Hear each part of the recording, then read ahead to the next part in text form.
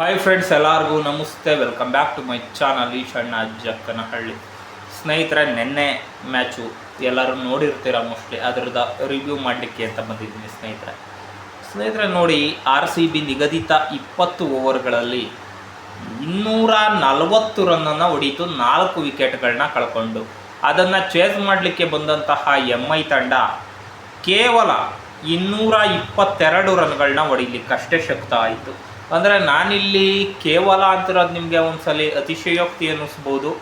ಆದರೆ ನಾಟ್ ಚೇಸೇಬಲ್ಲ ಈ ಸ್ಕೋರು. ಅಂದರೆ ಚೇಸ್ ಮಾಡ್ಬೋದಿತ್ತು MI ಸ್ವಲ್ಪ ಮನಸ್ಸು ಮಾಡಿದರೆ. ಸ್ಟಾರ್ಟಿಂಗಿಂದ ಇನ್ನೊಂದು ಸ್ವಲ್ಪ ಸ್ಪೀಡಾಗಿ ಆಡ್ಕೊಂಬಂದಿರೋ ಚೇಸ್ ಮಾಡ್ಬೋದಿತ್ತೇನೋ. ಆದರೆ ನಾವು RCB ಫ್ಯಾನ್ಸ್ ಮತ್ತು RCBಯ ಬೌಲರ್ಗಳು ಗೊತ್ತಲ್ಲ, ಚೇಸ್ ಮಾಡಲಿಕ್ಕೆ ಅವಕಾಶನೇ ಕೊಡಲಿಲ್ಲ, ಫಿನಿಶ್ ಮಾಡಾಕ್ಬಿಟ್ರು. ನಮ್ಮ ಬ್ಯಾಟಿಂಗ್ ಲೈನಪ್ ನೋಡೋದಾದರೆ ಫಿಲಿಪ್ ಸಾಲ್ಟ್ ಅವರು 36 ಬಾಲ್ಗೆ 78 ರನ್ನನ್ನು ಹೊಡೆದಿದ್ದಾರೆ.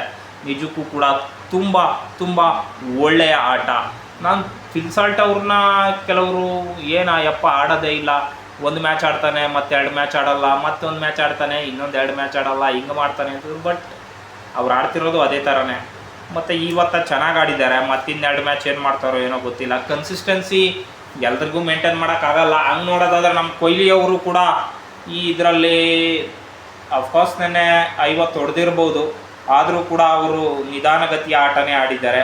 ನೆಕ್ಸ್ಟು ನೋಡೋದಾದರೆ ವಿರಾಟ್ ಕೊಹ್ಲಿ, ಅದು 38 ಬಾಲ್ಗೆ 50 ಹೊಡೆದಿದ್ದಾರೆ. ನಿಜಕ್ಕೂ ಅವರ ಸ್ಟ್ಯಾಂಡರ್ಡ್ಗೆ 38 ಬಾಲ್ಗೆ 50 ಅದು ಸರಿಯಾದಂತಹ ಸ್ಕೋರ್ ಅಲ್ಲವೇ ಅಲ್ಲ. ಅದು as a RCB fans I will tell you, 50 runs in 38 balls is not a good strike rate. Virat Kohli ಅವರಿಗೆ ಅದೊಂದು ಗುಡ್ ಸ್ಟ್ರೈಕ್ ರೇಟ್ ಅಲ್ಲ. ಮತ್ತು ರಜತ್ ಪಟಿದಾರ್ ತುಂಬ ಚೆನ್ನಾಗಿ ಆಡಿದ್ರು. 20 ಬಾಲ್ಗೆ 53 ರನ್ನನ್ನು ಹೊಡೆದಿದ್ದಾರೆ. ಇವರಿಗೆ ನಿಜಕ್ಕೂ ಕೂಡ ಒಂದು ಆಫರ್ ಇತ್ತು, ಯಾವುದು 12 ಬಾಲ್ಗೆ ಕಡಿಮೆ ಬಾಲ್ಗೆ ಸೆಂಚುರಿ ಹೊಡೆದಿರೋ ಒಂದು ಇದಿತ್ತು, ಮಾಡ್ಕೋಬೋದಿತ್ತು. ಆದರೆ ಅದು ಸಾಧ್ಯ ಆಗಲಿಲ್ಲ. ಆಮೇಲೆ ತುಂಬ ಚೆನ್ನಾಗಿ ಕಂಟ್ರೋಲ್ ಮಾಡಿಬಿಟ್ರು ಯಾರೋ MI ಬೌಲರ್ಸು.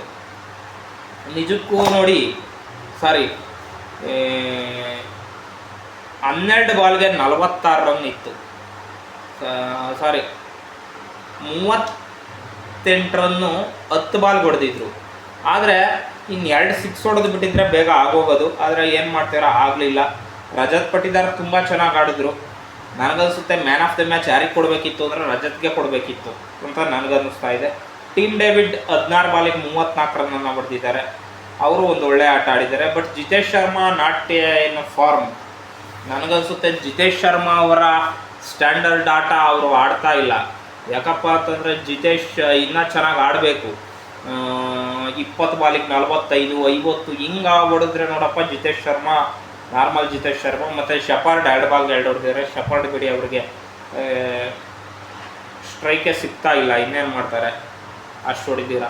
ಅದಾದಮೇಲೆ ಮುಂಬೈ ಕಡೆ ಯಾವ ರೀತಿ ಆಯಿತು ಅಂತ ಅನ್ನೋದಾದರೆ, ರ್ಯಾನ್ ರಿಕಲ್ಟನ್ ಅವರು 22 ಬಾಲಿಗೆ 37 ಹೊಡೆದಿದ್ದಾರೆ. ರೋಹಿತ್ ಶರ್ಮಾ ರಿಟೈರ್ಡ್ ಔಟ್ ಆದರು, 13 ಬಾಲ್ಗೆ 19. ಅವ್ರ ಕೈಲಿ ಆಗ್ತಿರಲಿಲ್ಲ, ಸೊ ಹೋದರು, ನೋ ಪ್ರಾಬ್ಲಮ್.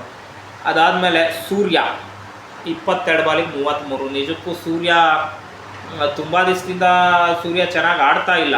ಸೂರ್ಯ ಅವರು ನಿಜಕ್ಕೂ ಇನ್ನೂ ಚೆನ್ನಾಗಿ ಆಡಬೇಕು. ಆಡಿದ್ರೆ ಮಾತ್ರನೇ ಅದೊಂದು ರೀತಿಯಾದಂತಹ ಏನಂತಾರೆ, ಮೊದಲಿನ ಸೂರ್ಯ ಬರಬೇಕು. 2022, 2023ನಲ್ಲಿ ಇದ್ರಲ್ಲ ಸೂರ್ಯಕುಮಾರ್ ಯಾದವ್, ಆ ಸೂರ್ಯಕುಮಾರ್ ಯಾದವ್ ಬಂದರೆ ಮಾತ್ರನೇ ಅವರು ಪರವಾಗಿಲ್ಲಪ್ಪ ಅಂತ ಹೇಳ್ಬೋದು. ಆ ಸೂರ್ಯ ಈಗೊಂದು 2 ವರ್ಷದಿಂದ ಸೂರ್ಯ ನಿಲ್ಲಾಗ್ಬಿಟ್ಟಿದ್ದಾರೆ. ಅದಾದಮೇಲೆ ಹಾರ್ದಿಕ್ ಪಾಂಡ್ಯ 22 ಬಾಲಿಗೆ 40 ರನ್ ಹೊಡೆದಿದ್ದಾರೆ. ಓಕೆ, ಶರ್ಫಾನೆ ರುದರ್ಪೋರ್ ಇವರು ಕಣ್ರಿ 31 ಬಾಲ್ಗೆ 71 ರನ್ನನ್ನು ಹೊಡೆದ್ರು. ಗೆಲ್ಲಿಸ್ಲಿಕ್ಕೆ ತುಂಬಾ ಕಷ್ಟಪಟ್ಟರು, ಆಗಲಿಲ್ಲ. ಗೆಲ್ತಲೂ ಇರಲಿಲ್ಲ. ಯಾಕಪ್ಪ ಅಂತಂದರೆ ಮೋಸ್ಟ್ಲಿ ಇನ್ನೊಂದು 2 ಓವರ್ ಇದ್ದಿದ್ರೆ ಹೊಡೆದಿರೋರು ಏನೋ, ಆದರೆ ಆಗಲಿಲ್ಲ. ಸ್ನೇಹಿತರೆ, ನಿಮ್ಗೇನು ಅನಿಸುತ್ತೆ ಈ ಒಂದು ಇದ್ರ ಬಗ್ಗೆ? ಮತ್ತು ಒಟ್ಟಾರೆಯಾಗಿ ನಮ್ಮ ಏನಂತಾರೆ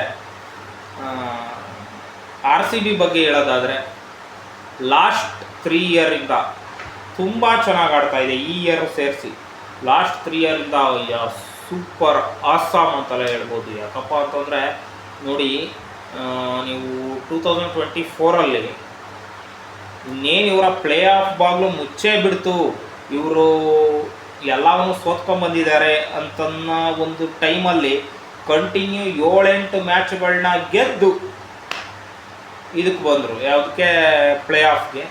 ಅಲ್ಲಿ ರಾಜಸ್ಥಾನ್ ಮೇಲೆ ಸೋತರು, ಇರಲಿ ಅದೇನೇ ಆಗಲಿ. ಆದರೆ 2025 ಕಪ್ ಗೆದ್ದರು. ಸೊ ಇದೆಲ್ಲ ನೋಡ್ತಾ ಇದ್ದರೆ RCB is the day by day, this is the team is ಹಿಂಗೆ ಹೋಗ್ತಾ ಇದೆ, day by day team is up, ಈ ರೀತಿ ಆಗ್ತಾ ಇದೆ.